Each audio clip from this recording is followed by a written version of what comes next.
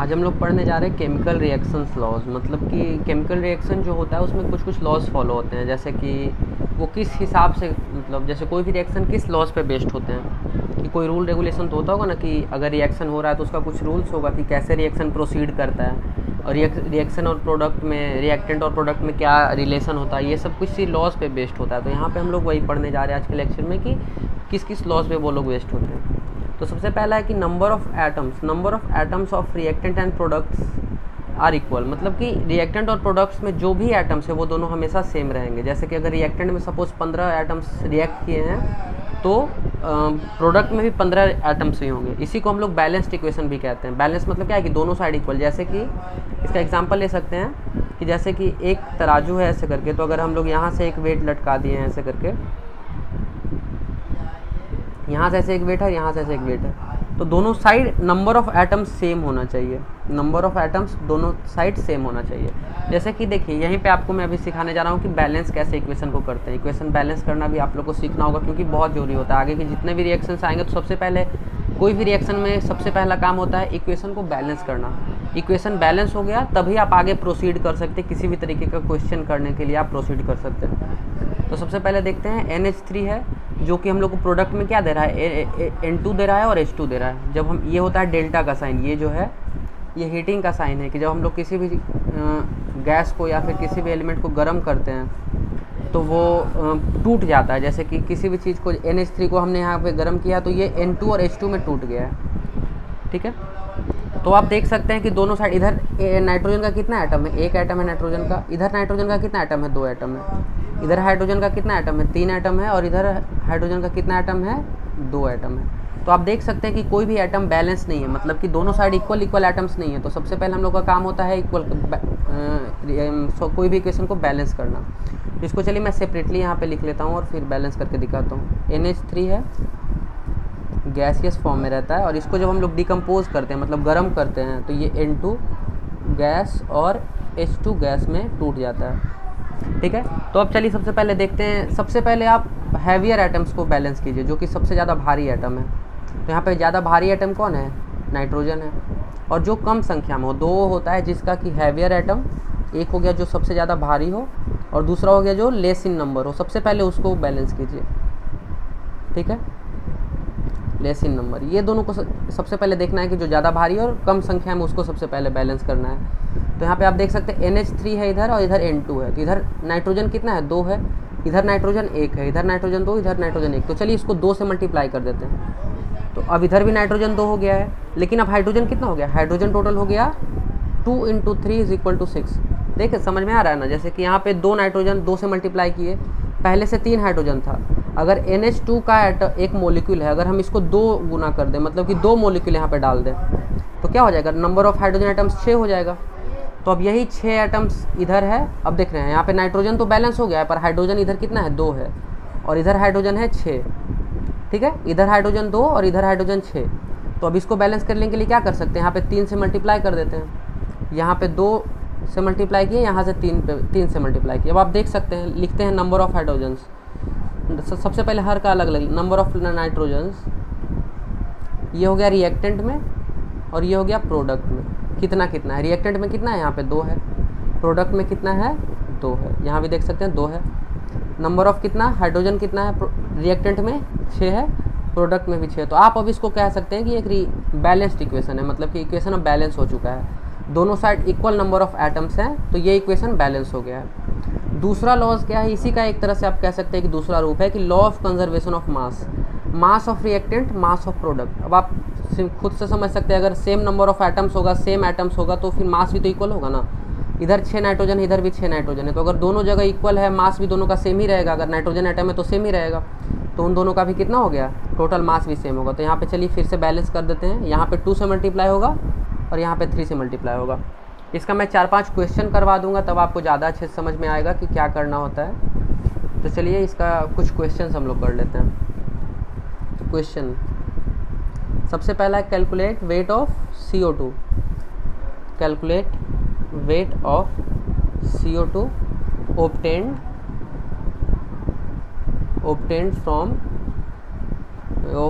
from 10 gram CaCO3, इसको क्या करें, डिकम्पोज, CaCO3 को डिकम्पोज करेंगे, ठीक है, डिकम्पोज हुआ है यहाँ पे, सिंपली लिख समझ लीजिए, डिकम्पोज मतलब गर्म किया गया है।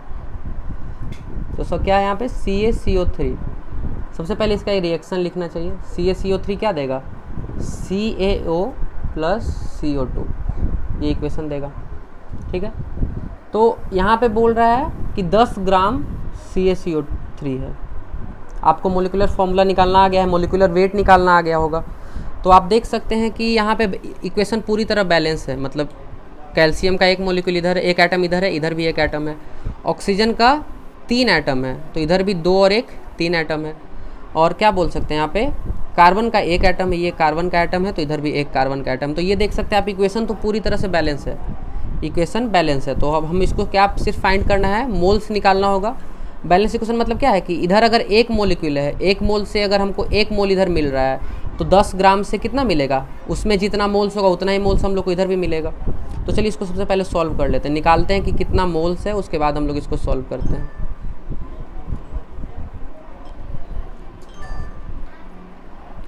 इसको मिटा करके फिर से लिखते हैं। यहाँ पे है CaCO3, हम लोग को क्या देता है, CaO प्लस CO2, ये गैसियस फॉर्म में है, ये हो जाता है सॉलिड होता है, ये भी सॉलिड। तो चलिए अब देखते हैं, कैल्शियम का वेट कितना होता है 40, कार्बन का वेट कितना होता है 12, और ऑक्सीजन का कितना होता है 16, और 3 एटम है तो कितना हो गया 48, ठीक है। तो CaCO3 का टोटल मोलिकुलर वेट कितना हो गया, हम लोग मोलिकुलर वेट निकाल रहे हैं, 40 प्लस 60 इक्वल टू 100 ग्राम हो गया एक मोल का वेट। यहाँ पे हमारे पास कितना है 10 ग्राम्स, तो 10 ग्राम्स का वेट कितना होगा 0.1 मोल। एक मोल का वेट है 100 ग्राम, तो 10 ग्राम का कितना होगा 10/100 यानी कि 0.1। तो यहाँ पे क्या है 0.1 मोल हमारे पास CaCO3 है। एक मोल से हम लोग को 1 मोल मिलता है, तो 0.1 मोल से ये भी हम लोग को 0.1 मोल मिलेगा, और ये भी 0.1 मोल मिलेगा। ये समझ में आ रहा है ना, एक मोल से हम लोग को 1 मोल मिलता है। जैसे कि सपोज़ हम लोग कह सकते हैं कि 2 अगर बनाना डाल रहे हैं तो हम लोग को 2 ग्लास सूप मिल रहा है, मतलब 2 ग्लास जूस मिल रहा है अगर, ठीक है ना, 2 ग्लास जूस मिल रहा है, और एक्स्ट्रा कुछ वेस्ट प्रोडक्ट मिल रहा है, वो भी 2 कप मिल रहा है, कुछ भी वेस्ट प्रोडक्ट ये हो गया, और ये हमारा जूस हो गया 2 बनाना से। तो एक बनाना से कितना मिलेगा, 1 ग्लास जूस मिलेगा और 1 कप मिलेगा हम लोग को वेस्ट प्रोडक्ट। तो उसी तरीके से अगर 0.1 मोल से एक मोल से हम लोग को 1 मोल ये और 1 मोल ये मिल रहा है, तो 0.1 मोल से भी 0.1 मोल दोनों मिलेगा, ठीक है। तो हम लोग को क्या निकालना है, वेट ऑफ CO2 हम लोग को निकालना है, मतलब कार्बन डाइऑक्साइड का कितना वेट होगा। तो 0.1 मोल CO2 हमको मिला है, ठीक है। तो 0.1 मोल CO2 हम लोग को ऑब्टेन हुआ है, तो इसका वेट हम लोग सीधा निकाल देते हैं। तो 0.1 मोल CO2 का वेट कितना होगा, 1 मोल का वेट होता है 12 plus 16 into 2 equal to 32 plus 44। 1 mole का वेट है 44, तो 0.1 मोल का वेट कितना होगा 4.4 ग्राम। तो ये हो गया हमारा आंसर। अगर हमको 10 ग्राम CaCO3 को हम लोग अगर हीट करेंगे, डिकम्पोज करेंगे, तो हम लोग को 4.4 ग्राम कार्बन डाइऑक्साइड मिलेगा। ये हो गया हमारा। सबसे पहले क्या था, ये इक्वेशन बैलेंस था इसलिए थोड़ा ज़्यादा इजी हो गया। ऐसे सबसे पहले क्या करते हैं हम लोग, बैलेंस करते इक्वेशन को, और फिर हम लोग उससे निकालते कि 1 मोल से, कि उससे तो हम लोग अगर बैलेंस कर देते तो सिंपली समझ आ जाता कि कितना वेट से कितना निकलता है, 1 मोल से कितना मोल प्रोडक्ट मिलेगा। उस तरीके से हम लोग सॉल्व करते हैं। चलिए अब एक और क्वेश्चन लेकर के सॉल्व करते हैं। क्वेश्चन क्या है, calculate weight of H2 obtained if 5.1 gram NH3 is decomposed। यहाँ भी हम लोग NH3 को डिकम्पोज किए हैं, तो बोल रहा है कि कितना ग्राम ऑफ H2 मिलता है। ठीक है, तो सबसे पहले इक्वेशन लिख लेते हैं।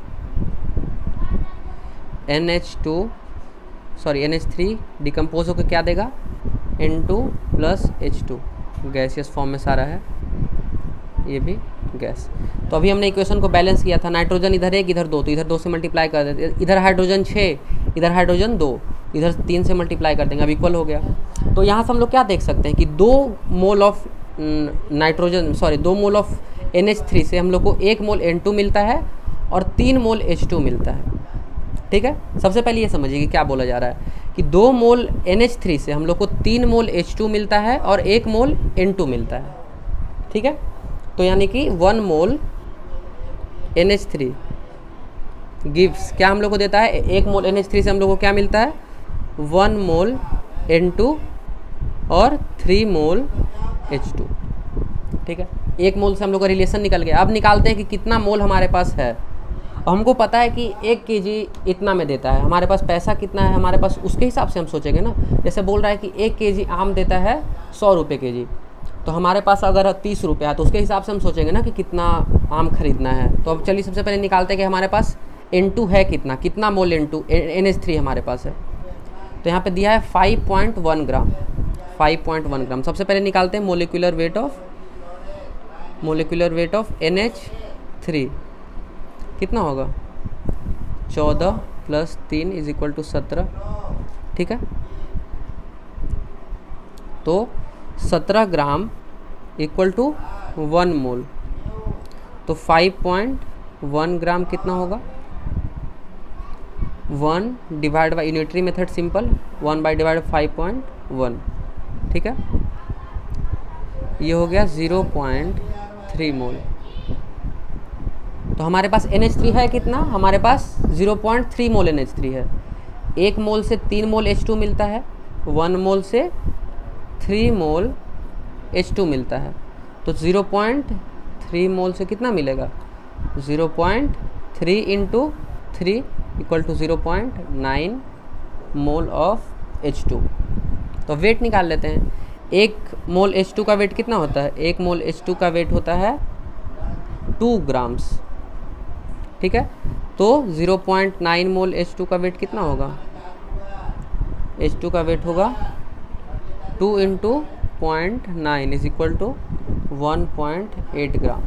ठीक है, तो यहाँ से हम लोग को क्या मिला कि 5.1 ग्राम को अगर हम लोग डिकम्पोज करेंगे तो 1.8 ग्राम H2 मिलेगा। और बाकी का जो बचा है, जैसे कि 5.1 - 1.8 अगर हम लोग कर दें तो कितना बच जाएगा, हमारे पास बच जाएगा 33.3 ग्राम। ठीक है, तो 3.3 ग्राम का क्या है, 3.3 ग्राम मिलेगा हम लोग को N2। बाकी जो बचा है वो कहाँ जाएगा, N2 है। ठीक है ना, अगर हमारे पास 10 रुपया है, अगर हम इसको 5 रुपया का कुछ खरीद लिए, मान लो आम खरीद लिए, 5 रुपये का आम खरीद लिए, बाकी का 5 रुपये और बाकी का संतरा खरीद लिए, तो संतरा कितने का खरीदें, 5 रुपये का।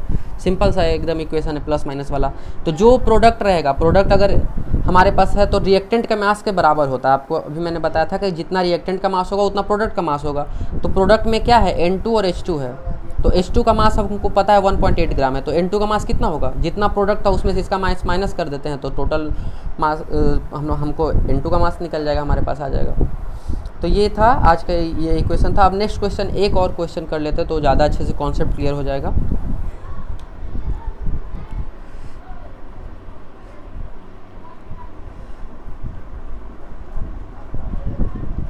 Calculate mass of O2 evolved. ठीक है, if 7.2 gram H2O is decomposed. बोल रहा है कि 7.2 ग्राम H2 को डिकम्पोज किया गया है तो हमको कितना ग्राम ऑक्सीजन मिलेगा। तो सबसे पहले इक्वेशन लिख लेते हैं डिकम्पोज का, H2O गिव्स H2 + O2। चलिए अब इसको बैलेंस कर लेते हैं। सबसे पहले किसको बैलेंस करना है, जो भारी एटम हो, जैसे कि ऑक्सीजन यहाँ पे है तो ऑक्सीजन को बैलेंस करते हैं। तो यहाँ पे ऑक्सीजन कितना है, 2 है, और इधर कितना है, 1 है। इसको 2 से मल्टीप्लाई कर दिया। अब इधर हाइड्रोजन कितना हो गया, 4, इधर 2 है तो इसको 2 से मल्टीप्लाई कर दिया, हो गया बैलेंस। बैलेंस आप लोग प्रैक्टिस कीजिएगा तो खुद समझ में आ जाएगा बैलेंस कैसे होता है। बैलेंस करना सीखना पड़ेगा आपको, जितना ज़्यादा प्रैक्टिस कीजिएगा उतना ज़्यादा स्ट्रॉन्ग होगा। चलिए अब निकालते हैं मोलिकुलर वेट ऑफ H2O कितना होता है, 16 + 2 = 18। ठीक है, 18। अब क्या है, यहाँ पे बोल रहा है कि 2 मोल से हम लोग को कितना O2 मिलता है, 1 मोल, यानी कि 2 मोल H2O हम लोग को देता है 1 मोल O2। ठीक है ना। अब हमको वेट कितना दिया गया है, 7.2 ग्राम। तो सबसे पहले निकालते हैं कि हमारे पास कितना मोल है।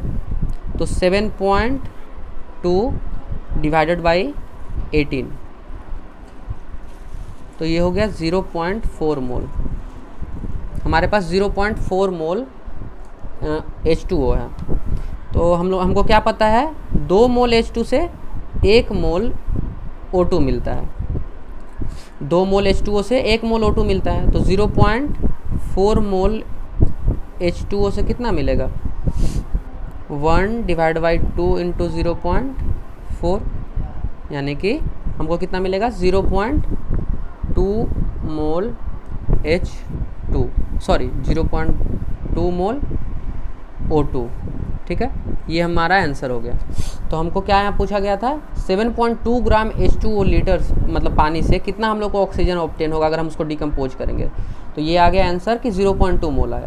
अब सपोज आपसे पूछा जाता कि फाइंड वॉल्यूम, ऐसा करता कि find volume of O2 evolve, कि ये तो हो गया हमारा मोलिकुलर फॉर्म में कि 1 मोल आया, 2 मोल आया, 3 मोल आया, लेकिन अगर वॉल्यूम ऑफ O2 इवॉल्व पूछ देता कि वॉल्यूमेट्रिक में वो कितना निकला है।